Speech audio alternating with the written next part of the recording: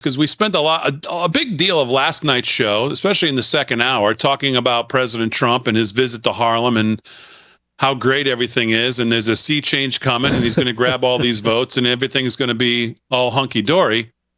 And then I see on our own network, Charlie Kirk yesterday, I think it was yesterday's show, talking about the fact that Biden has multiple field offices in all of these places, 450 staff in key swing states, Pennsylvania, Ohio, other places, and Trump has 0 field offices in any of those states and only has 5 staff members close to the election. So he won 2016 that way. He didn't have offices.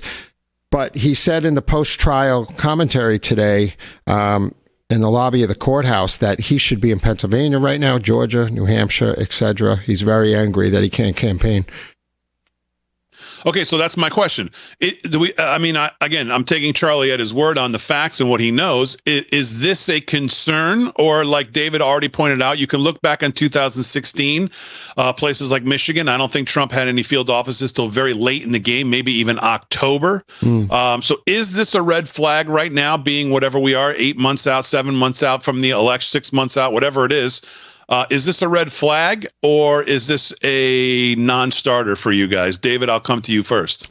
I would say probably not, because in 2016, his New York offices, it was just like an empty room. Nobody was in there. He was out. He had a grassroots movement, and I think his grassroots is stronger than ever. Yeah, I agree. Listen, the Democrats have the machine, though. The ballot harvesting, all that. They coordinate all that. But I don't know if it's a problem.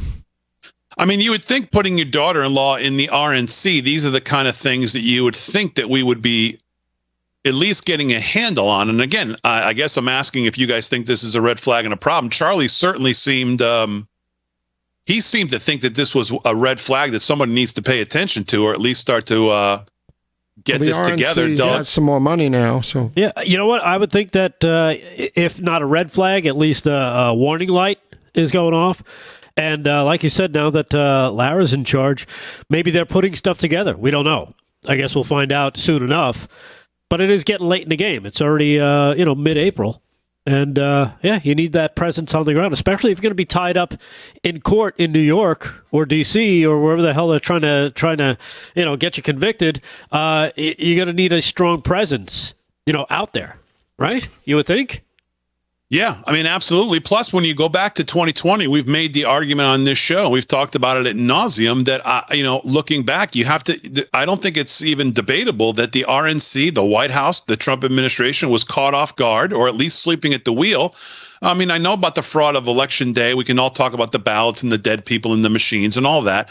But, they obviously were caught off guard with what was going on in these states, these state legislatures. Obviously, they didn't have lawsuits where they needed to have lawsuits.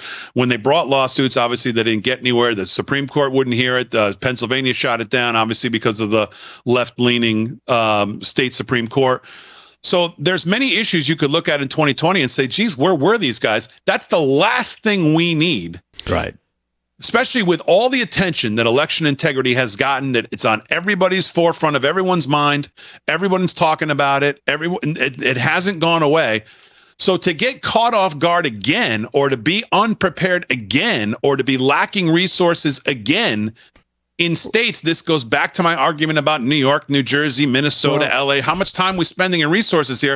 If we're getting caught off guard again on things, or we're not keeping up with where we can legally do things, or we just don't have the ground power, like, what are we doing?